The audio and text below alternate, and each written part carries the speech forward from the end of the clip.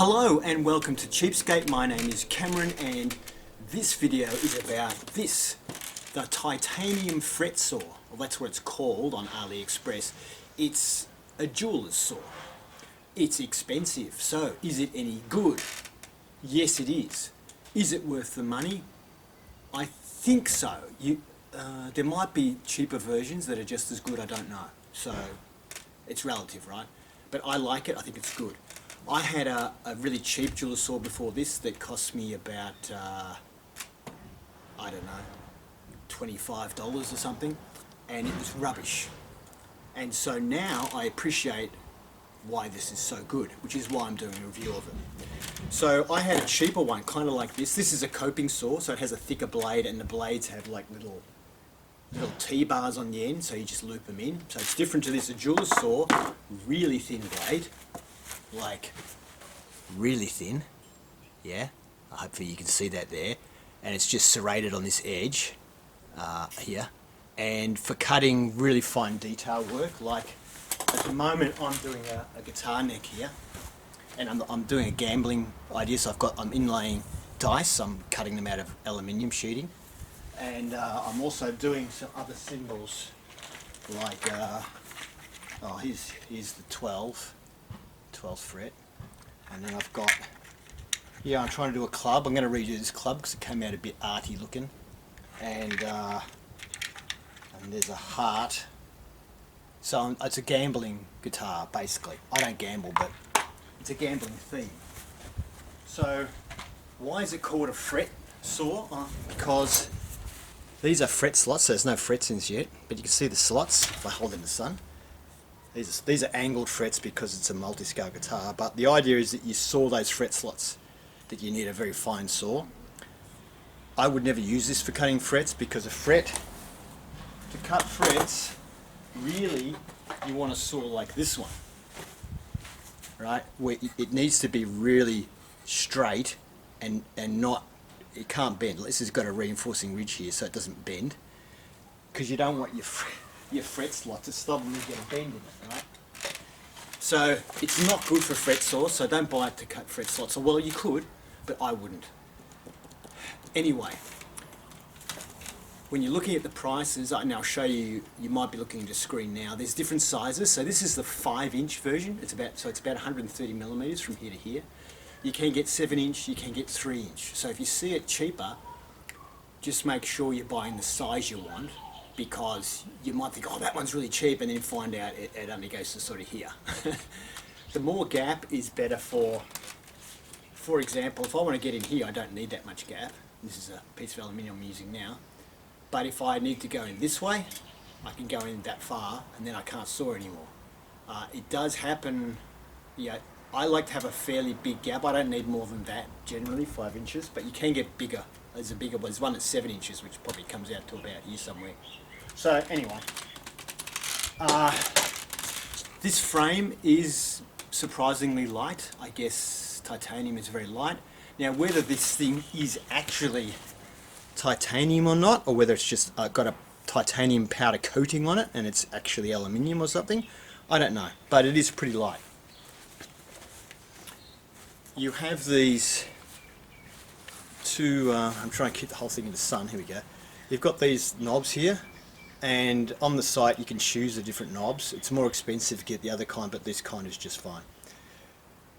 So this whole structure here with the rivets in it looks like it might be unstable, but it's not. It's really rigid, nothing moves. So the frame itself is really good. What I really like though is the system, the tensioning system. So my old one that I had just had a frame like this, and you had to it had like a clamping system to clamp the blade, and then you had to do up a little knob. But what you had to do to get tension in the blade, so in other words the blade isn't bent, because you know it's a flexible blade, that thin blade, you had to pull it in like this to actually bend the metal, then hold the thing in place, and then do it up while you're keeping it pushing against your stomach to try and tighten it up, and then let it go and it would spring back. Really hard to do, especially if you've got it already inside the artwork that you're cutting and the braid breaks and you just want to replace the blade while it's in the artwork or something. It's really hard to do it and keep pressure on it and hold it and do it. It's really, yeah. Anyway, And that one that I had, eventually, the clamping thing, I was having to do it up so tight because it kept slipping out of the clamp. It wasn't a very good clamping system, that I actually broke the thread trying to do it up tight enough for it to hold the blade. So this one, I say, is different. This is a thicker blade. It's a coping saw, so it's a different thing. So this is a jeweler's saw, right? Anyway, so this has a really good clamping system. First of all, I'll go to this. This is a tensioning thing, fully adjustable, so you can adjust how much tension. It basically has a cam here, and you move the cam, you'll see this blade go loose. Yeah, I'll put my thumb behind it so you can see it a bit better. If I go all the way down here, you can see the blade's kind of loose now. If I tighten it up. Now I'm not going if you go all the way, it'll fully tighten, but that's about as tight as I need it to be there. And if I loosen it off again now, so this, you can adjust the tension by basically moving this wheel up and down, because that's what the cam pushes on. When you do this, it drops. If I get this like this, all you have to do is undo these. I was just trying to back out of the work and I broke a blade. So it's a good chance to show you how to change. You see the blade broke there. I've got these blades, by the way. These are Swiss blades. If you want to know the size of these blades, it's 2/0 super. That's the size. And I bought a pack of, I don't know, 100 or 200 or whatever they are. If you're going to get into using a jeweler's saw, buy stacks of blades. These are Swiss and German ones are good. I think you can get Indian ones from India as well, but I don't know how good they are. Anyway, so I'll back this tension off. Not that the tension matters when it's broken, and then we'll just undo these, pull the blade 2 pieces out, get the new one. The hardest thing is making sure you got the sharp edge putting out here, because it's so thin and stuff. And older people like me, you probably need reading glasses to put these things in. But anyway, I can feel where it's sharp, so I'm just going to put this end in here. Keep it sharp, keep it straight if I can, and just do this up lightly. And now I'm just going to make sure I've got the edge. Pull this end up.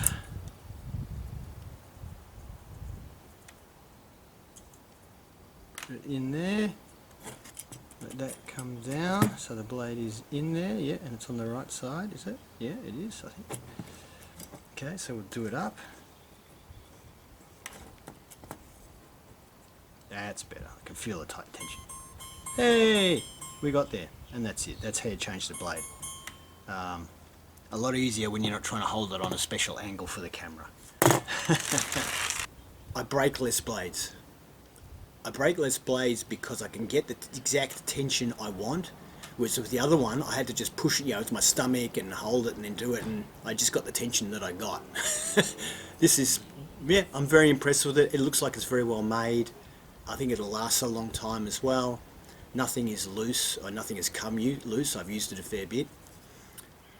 So yeah, the only thing left is I'll just do a bit of cutting and show you how it works. So I've got my aluminium piece in there. It's 3mm thick. Just grab the saw here, and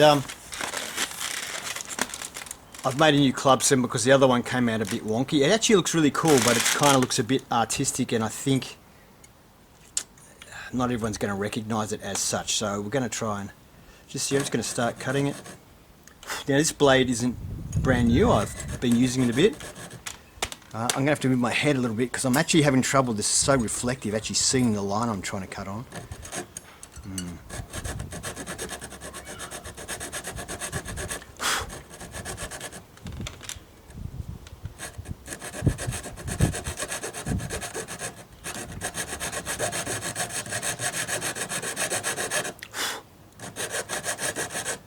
Yeah, I can hardly see anything because it's so sunny at the moment. It's reflecting so much.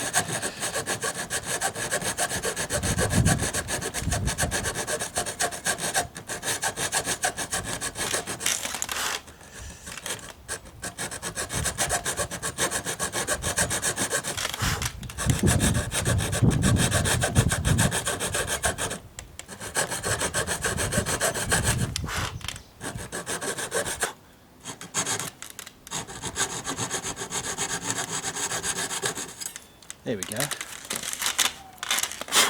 So there you go. So we've got so we'll do the same on the other side coming in. Anyway, that'll give you an idea. I'll sand the edges later on and make it smoother. But okay, so I've finished cutting out the club. This is the new one. So the old one, you can see, was a little bit kind of artistic-y looking, like you could, it looks a bit like a tree. But because it's a gambling guitar, I'm doing hearts, diamonds, spades and all that. The sound hole is actually going to be a spade on the guitar. But that club looks a bit more like a club, I think. It still looks a bit like a tree, but I think that looks better. I broke one blade cutting it out, which I think I showed you changing it. But anyway, that's in case you're interested. It is hard going through 3mm of aluminium with such a small object, but anyway, that's what jeweler saws are for, I guess. So I hope you enjoyed that, and I'll give you a little bit of a look at it just as we go out. I'll bring it up close to the camera so you can have a look at it in a bit more detail. The handle is wood. This collar here appears to be, well, it's a coppery, bronzy colour.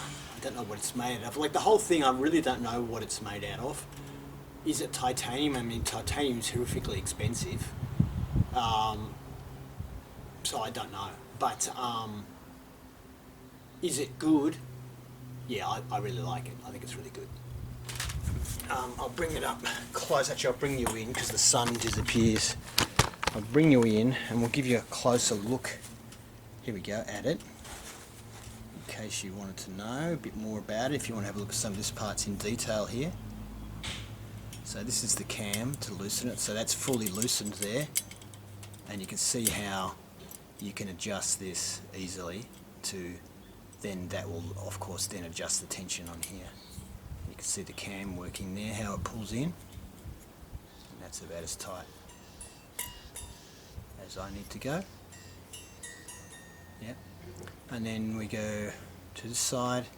Once again, I've got this type of knob. The other knobs are more expensive, but I don't see why they'd be any better. You can see where it goes in there, and on that side as well. And there's your handle, just an ordinary wooden handle. The shape seems quite comfortable for me anyway. I don't have I've got actually small hands. So.